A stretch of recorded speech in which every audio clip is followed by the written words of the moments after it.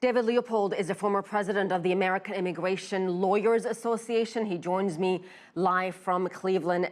David, we know what President-elect Donald Trump has said. We know what he has tweeted.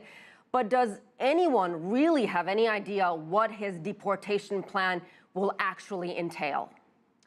Well, you know, there's an article by a very good writer named Masha Gessen in the New York Review of Books. And her first point in an article entitled "Autocracy Rules for Survival" is that, you know, you've got to listen to what the autocrat said, and Donald Trump speaks and thinks like an autocrat, and take him at his word.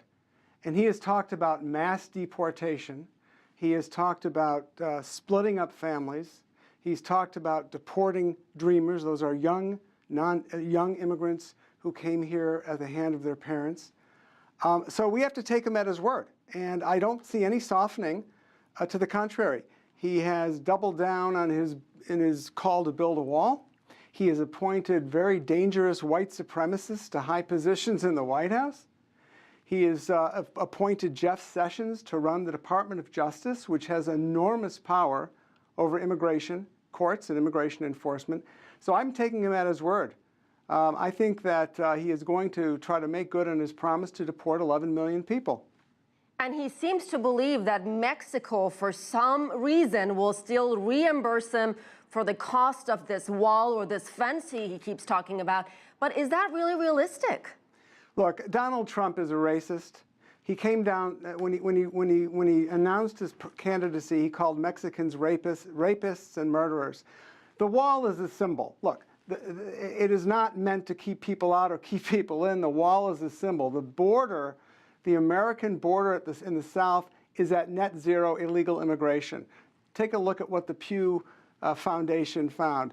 The undocumented immigration has stabilized over the last several years. So we are not getting new undocumented immigration.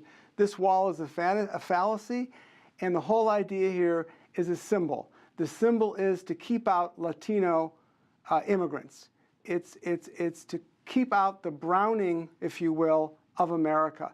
That's what's at bottom here. That's what they're talking about. David, but what about the financial cost? I mean, this is a man who claims he ran, you know, a successful business for many successful businesses for years. So if you're a successful businessman, you should really think about the financial cost and Absolutely. The impact on the economy.